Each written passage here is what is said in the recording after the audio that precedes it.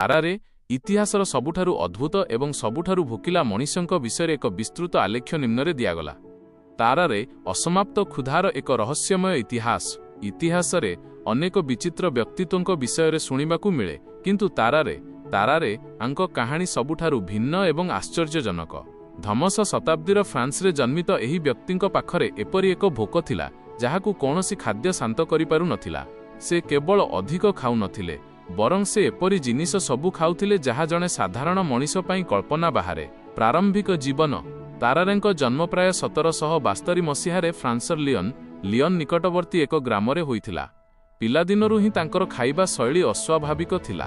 କୁହାଯାଏ ଯେ ସେ କିଶୋର ଅବସ୍ଥାରେ ପହଞ୍ଚିବା ବେଳକୁ ଦିନକୁ ଏକ ଚତୁର୍ଥାଂଶ ବଳଦର ମାଂସ ଖାଇଯାଉଥିଲେ। ତାଙ୍କ ପରିବାର ଗରିବ ଥିଲେ ଏବଂ ତାଙ୍କର ଏହି ଅତ୍ୟଧିକ କ୍ଷୁଧାକୁ ମେଣ୍ଟାଇବା ସେମାନଙ୍କ ପକ୍ଷେ ଅସମ୍ଭବ ହୋଇପଡ଼ିଲା। ଫଳସ୍ୱରୂପ ତାଙ୍କ ପିତାମାତା ତାଙ୍କୁ ଘରୁ ବାହାର କରିଦେଇଥିଲେ। ଘରୁ ବାହାରିବା ପରେ ସେ କିଛି ଦିନ ଚୋର ଏବଂ ବେଶ୍ୟାମାନଙ୍କ ଗହଣରେ ରହିଲେ। ପରେ ସେ ଏକ ଭ୍ରାମ୍ୟମାଣ ସର୍କସ ଦଳରେ ଯୋଗଦେଲେ। ସେଠାରେ ସେ ଲୋକମାନଙ୍କୁ ନିଜର ଅଦ୍ଭୁତ କ୍ଷମତା ଦେଖାଉଥିଲେ। ସେ ପଥର ଜୀବନ୍ତ ପଶୁ ଯଥା ବିଲେଇ, ମୂଷା ଏବଂ ମୁଠା ମୁଠା କଦଳୀ ଗୋଟା ଗିଳି ଦେଉଥିଲେ। ଶାରୀରିକ ଗଠନ ଓ ବୈଶିଷ୍ଟ୍ୟ।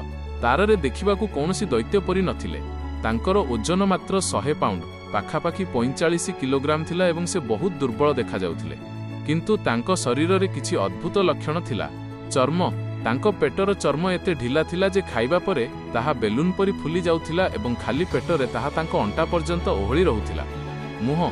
ତାଙ୍କ ପାଟି ଅତ୍ୟଧିକ ବଡ଼ ଥିଲା। ସେ ନିଜ ପାଟିରେ ଏକା ସାଙ୍ଗରେ 1 ଡଜନ ସେଓ ରଖିପାରୁଥିଲେ। ଗନ୍ଧ। ତାଙ୍କ ଶରୀରରୁ ଅତି ଦୁର୍ଗନ୍ଧ ବାହାରୁଥିଲା ଯାହାକୁ 20 ଫୁଟ ଦୂରରୁ ଅନୁଭବ କରିହେଉଥିଲା। ଖାଇବା ପରେ ତାଙ୍କ ଦେହରୁ ଗରମ ବାଷ୍ପ ବାହାରୁଥିଲା। ସାମରିକ ଜୀବନ ଏବଂ ଗୁପ୍ତଚର ବୃତ୍ତି। 1792 ମସିହାରେ ଯେତେବେଳେ ଫ୍ରାନ୍ସର ଯୁଦ୍ଧ ଆରମ୍ଭ ହେଲା, ତାରାରେ ଫ୍ରେଞ୍ଚ ସେନାରେ ଯୋଗଦେଲେ। ସେଠାରେ ମଧ୍ୟ ତାଙ୍କର ଭୋକ କମିଲା ନାହିଁ। ସେ ଅନ୍ୟ ସୈନିକମାନଙ୍କର ବଳକା ଖାଦ୍ୟ ଏବଂ ଅଳିଆ ଗଦାରୁ ଖାଦ୍ୟ ଖୋଜି ଖାଉଥିଲେ। ଶେଷରେ ସେ ଅସୁସ୍ଥ ହୋଇ ହସ୍ପିଟାଲରେ ଭର୍ତ୍ତି ହେଲେ। ସେଠାରେ ଡାକ୍ତର କୋର୍ଭିଲେ ଏବଂ ବାରୋନ୍ ପର୍ସି ତାଙ୍କ ଉପରେ ପରୀକ୍ଷା କରିଥିଲେ। ପରୀକ୍ଷା ସମୟରେ ସେ ଗୋଟିଏ ବସିବାରେ 15 ଜଣ ଲୋକଙ୍କ ପାଇଁ ତିଆରି ହୋଇଥିବା ଖାଦ୍ୟ ଖାଇଯାଇଥିଲେ।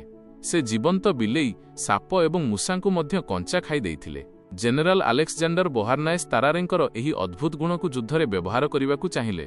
ସେ ତାରାରେଙ୍କୁ ଜଣେ ଗୁପ୍ତଚର ଭାବେ ବ୍ୟବହାର କଲେ। ଯୋଜନା ଥିଲା ଯେ ତାରାରେ ଏକ କାଠ ବାକ୍ସ ଭିତରେ ଗୁପ୍ତ ଚିଠି ରଖି ତାକୁ ଗିଳିଦେବେ ଏବଂ ଶତ୍ରୁପକ୍ଷର ସୀମା ପାର ହୋଇ ମଳ ମାଧ୍ୟମରେ ସେହି ଚିଠି ବାହାର କରିବେ। କିନ୍ତୁ ଏହି ଯୋଜନା ବିଫଳ ହେଲା। ପ୍ରୁସିଆ ସୈନିକମାନେ ତାଙ୍କୁ ଧରିନେଲେ ଏବଂ ବହୁତ ମାଡ଼ ମାରିଲେ। ସେ କୌଣସି ପ୍ରକାରେ ନିଜ ଜୀବନ ବଞ୍ଚାଇ ଫେରିଆସିଲେ। ଭୟଙ୍କର ଘଟଣା ଏବଂ ମୃତ୍ୟୁ। ଏହି ଘଟଣା ପରେ ତାରାରେ ବହୁତ ଡରିଗଲେ ଏବଂ ତାଙ୍କ ଭୋକର ଚିକିତ୍ସା ପାଇଁ ଡାକ୍ତରଙ୍କୁ ଅନୁରୋଧ କଲେ। ଡାକ୍ତରମାନେ ଅଫିମ୍, ଭିନେଗାର ଏବଂ ବିଭିନ୍ନ ଔଷଧ ଦେଇ ଚେଷ୍ଟା କଲେ, କିନ୍ତୁ କିଛି ଲାଭ ହେଲା ନାହିଁ। ତାରାରେଙ୍କ କ୍ଷୁଧା ଏତେ ବଢ଼ିଗଲା ଯେ ସେ ହସ୍ପିଟାଲରୁ ବାହାରି କନ୍ସେଇ ଦୋକାନରୁ ମାଂସ ଚୋରି କରିବା ଏବଂ ଗଳିର କୁକୁର ବିଲେଇ ଖାଇବା ଆରମ୍ଭ କଲେ। ସବୁଠାରୁ ଭୟଙ୍କର ଘଟଣା ସେତେବେଳେ ଘଟିଲା ଯେତେବେଳେ ହସ୍ପିଟାଲରୁ ଏକ 14 ମାସର ଶିଶୁ ନିଖୋଜ ହୋଇଗଲା। ସମସ୍ତେ ସନ୍ଦେହ କଲେ ଯେ ତାରାରେ ସେହି ଶିଶୁକୁ ଖାଇଦେଇଛନ୍ତି। ଏହାପରେ ତାଙ୍କୁ ହସ୍ପିଟାଲରୁ ବାହାର କରିଦିଆଗଲା। 4 ବର୍ଷ ପରେ 1798 ମସିହାରେ ଭର୍ସାଇଲ୍ସର ଏକ ହସ୍ପିଟାଲରେ ତାଙ୍କର ମୃତ୍ୟୁ ହେଲା। ମୃତ୍ୟୁ ବେଳକୁ ତାଙ୍କୁ ମାତ୍ର 26 ବର୍ଷ ହୋଇଥିଲା। ତାଙ୍କର ମୃତ୍ୟୁ ଯକ୍ଷ୍ମା, ଟ୍ୟୁବରକୁଲୋସିସ୍ ରୋଗ ଯୋଗୁଁ ହୋଇଥିଲା।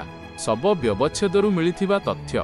ଡାକ୍ତରମାନେ ଯେତେବେଳେ ତାଙ୍କ ଶରୀରର ବ୍ୟବଚ୍ଛେଦ କଲେ, ସେମାନେ ଆଶ୍ଚର୍ଯ୍ୟ ହୋଇଗଲେ। ତାଙ୍କର ଖାଦ୍ୟନଳୀ ଅତ୍ୟଧିକ ଚଉଡ଼ା ଥିଲା। ତାଙ୍କର ପେଟ ଏତେ ବଡ଼ ଥିଲା ଯେ ତାହା ପ୍ରାୟ ସମ୍ପୂର୍ଣ୍ଣ ପେଟ ଗହ୍ୱରକୁ ମାଡ଼ି ବସିଥିଲା। ତାଙ୍କ ଶରୀର ଭିତର ପୁରା ପୁଜ ଏବଂ ଅଳିଆରେ ଭର୍ତ୍ତି ଥିଲା। ତାଙ୍କର ଯକୃତ, ଲିଭର ଏବଂ ପିତ୍ତକୋଷ ଗଲବ୍ଲାଡର ଅସ୍ୱାଭାବିକ ଭାବେ ବଡ଼ ଥିଲା। ନିଷ୍କର୍ଷ। ତାରାରେ କୌଣସି ପିଶାଚ ବା ରାକ୍ଷସ ନଥିଲେ, ବରଂ ସେ ଏକ ବିରଳ ଚିକିତ୍ସା ବିଜ୍ଞାନର ରହସ୍ୟ ଥିଲେ। ଆଧୁନିକ ଡାକ୍ତରମାନଙ୍କ ମତରେ ସେ ବୋଧହୁଏ ହାଇପରଥାଇରଏଡିଜମ୍ କିମ୍ବା ପଲିଫେଜିଆ ପରି କୌଣସି ଗୁରୁତର ରୋଗରେ ପୀଡ଼ିତ ଥିଲେ। ତାଙ୍କ କାହାଣୀ ଆମକୁ ମଣିଷ ଶରୀରର ଏକ ଅଜ୍ଞାତ ଏବଂ ଭୟଙ୍କର ଦିଗ ସହିତ ପରିଚିତ କରାଏ।